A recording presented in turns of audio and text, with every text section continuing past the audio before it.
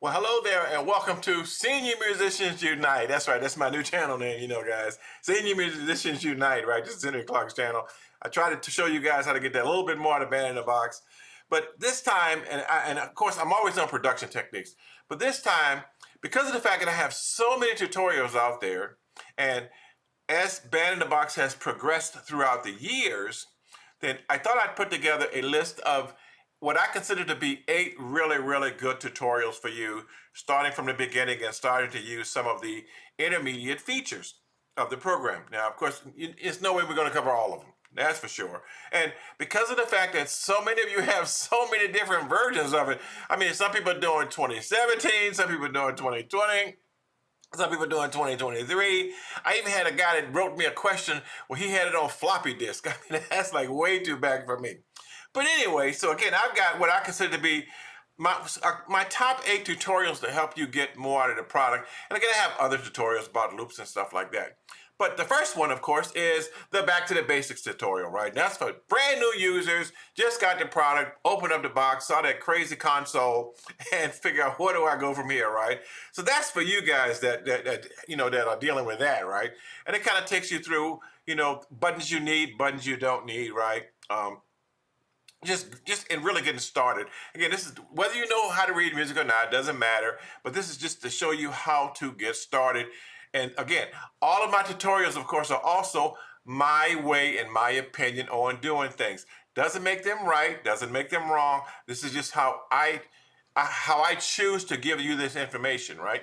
So, my number two tutorial, which I thought was really important, is because if you're going to get started, is that it's 3 products, in my opinion, that help you get more out of the product right off the bat. And the first one, of course, I talk about an appropriate USB interface, because I guarantee you, if you don't have that and you try to do some recording, it's going to stink. It's bottom line, right? So I have that one, and I also talk about microphones and DAWs and things like that. So that's number 2. Number 3, which is a real big for a lot of you guys also, is my technique on finding a style. We all want to do covers. I like to do some covers myself, and we're looking for a style that works with the song that we're trying to do. And of course, Band in the Box says, we've got 50,000 styles, right? And you go to the style picker and you can't find a style for the song you're trying to do. When there's an actual process that you can use that will help you get closer. And it's my process, it's my method of doing it, and it really has worked well for me over the years in how I quickly find styles. So that's my number 3.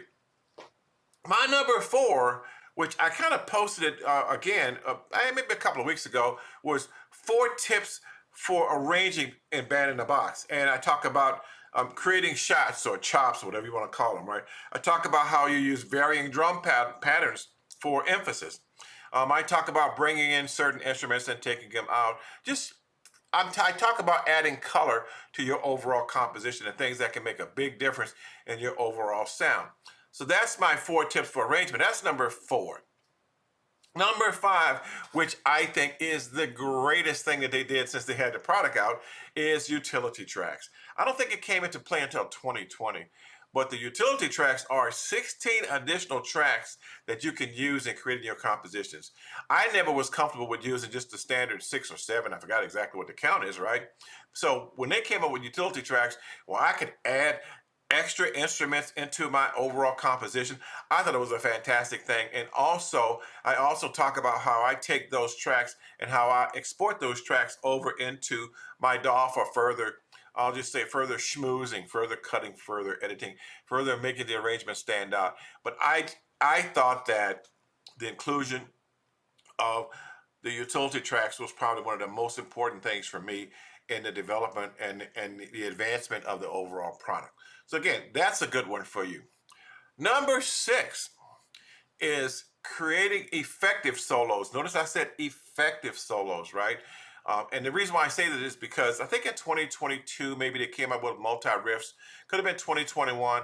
And what can happen is, let's just say you're going to use a solo saxophone and you're going to play it in the first 8 bars, right? Well, every time you regenerate, unless you freeze the track, every time you regenerate, it'll play just a little bit different. So what multi-tracks did is multi-tracks allowed you to select which one of those versions that you wanted to use for that particular 8 bars. It's not a favorite of mine. I think it is way too much work. What I do is I can show you my technique. My tutorial shows you how I take and I solo the whole track out, and then I take the pieces that I want and I'll put them in place inside of my DAW so that when they play exactly what I want them to play. So that's what I talk about when I talk about effective solos. So that's a good tutorial for those of you who want to do effective solos, and especially if you don't have the version that has multi riffs, then it can be even better for you. Now, number 7, MIDI. I think I have like 3 or 4 tutorials out there on doing MIDI tracks. But as usual, as things progress, techniques evolve, you learn new things, Band in the Box accepts new things or introduces new things. So I think for anybody starting out, I think my most popular one is making a MIDI track in 10 minutes. And I show you how I made a MIDI backing track in 10 minutes or less. I think it's a great tutorial because again, it cut out a lot of the extra steps in some of my other tutorials. And I would prefer if you didn't even use those anymore.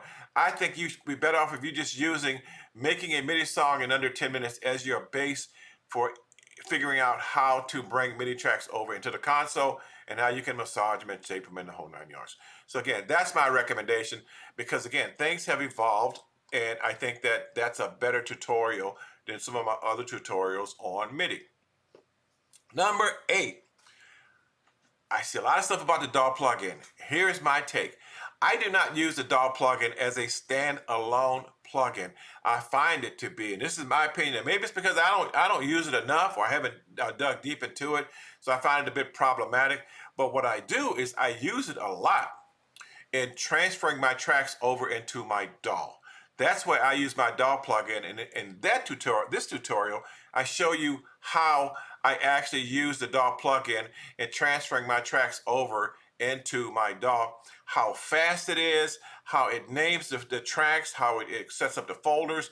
I just think it's a great tutorial for that. And that's why I went back, because I had abandoned it for a while because it was so inconsistent. I'll use the term inconsistent, but it seems like over the last couple of years it really straightened out, and I went back to using it all over again. And that's why I call the tutorial why I went back to using the DAW plugin. So those are my top 8. Those are my. I think if you get comfortable with doing the 8 things that I talk about, I think it will improve your compositions as far as how you produce them. I'm not talking about how you write them. I'm not talking about how you sing them and all that kind of stuff. I'm talking about how you produce your final tracks if you use those 8. Again, back to basics. Products I use to get the most out of Band in the Box. How I quickly find styles. Tips for arranging. Utility tracks. Creating effective solos. Making a MIDI track in 10 minutes or less, and why I went back to the DAW plugin. Now, there's a couple of 2 additional ones that I think bear noteworthiness, right? And one is I have a tutorial called "I Don't Want to Use a DAW." Right? Not everybody wants to use a DAW. In the tutorial I have, "I Don't Want to Use a DAW," I talk about and show you. And by the way, all of my videos show you every mouse click. In this tutorial, I show you how you can create an entire song with different features, bringing instruments in, taking instruments out, adding accents, the whole 9 yards, within the Band in the Box console where you never actually have to go to a DAW of any kind. Now, there are some limitations. But I just show you that. And if your compositions are not that complex as far as the number of real tracks that you're using, this would be a very good tutorial for you in putting your song together. The other one is exactly the opposite, and it's why I use a DAW in all my compositions. And to be honest with you, I wrote, I don't want to use a DAW for you guys, but I wrote for me why I use a DAW in all my compositions, because I use a DAW in all of my compositions. And I talk about extensively how I use that DAW, how I move those Band in the Box tracks over, how I cut them, how I shape them, how I paste them, how I do bussing, and I happen to use BandLab, but any DAW will suffice. But I show those particular techniques and why and how I put my tracks together in using a DAW. And again, the tutorial is called "Why I Use a DAW in All My Compositions," and that is exactly why I do that. And this tutorial will show you my approach and using a DAW in the competitions. I'm sorry, in the competitions, right? No, it's not a competition in the compositions. So those are a good list of tutorials I think that will benefit you tremendously when using the product. There are others. I have others out there. I've talked about creating loops, using loops in a song. I talk about um, just importing the MIDI chords to a song. I've got a lot of other neat stuff out there, right? Finding the right key to sing in. I've got all kind of crazy stuff out there. But I just thought again, I thought if you stick with these 8, or if you start with these 8, and again, you can always branch out. But if you use this tutorial, if you want to call it that, I guess it's I guess it's an infomercial for my other tutorials, right? But if you use this as your source and you keep this handy, then when you want to know how to do something, all you do is you just pull this tutorial up, and again, it will show you my top 8. And hopefully, because I think I posted something the other day, and a guy said a comment was written in there, post a new tutorial every week. Well, I'm not going to do that, especially when I've already made so many.